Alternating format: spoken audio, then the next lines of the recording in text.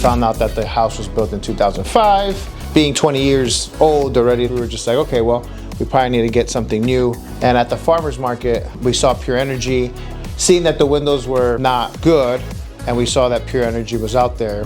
Very nice guy. We kind of had just some questions, and he kind of just said, yeah, you know, we'll come out there. It was a good time, and yeah, the windows are great. People come and ask me like, hey man, like why does your window have a slight tint to it, right? They want to get that too, and I'm just like, it's because there's argon gas in it, and this summer has been like so comfortable for us. Following year, we went back to the farmer's market, saw the guy, and we were like, yeah, you guys do doors, right? And he was just like, yeah, we do doors. When the salesman came, which was the same salesman that we had the first time with the windows, but just knowing everything is gonna get replaced. Like you're gonna have everything that's underneath, the weather stripping. My wife picked the whole thing out. Yeah, it was beautiful.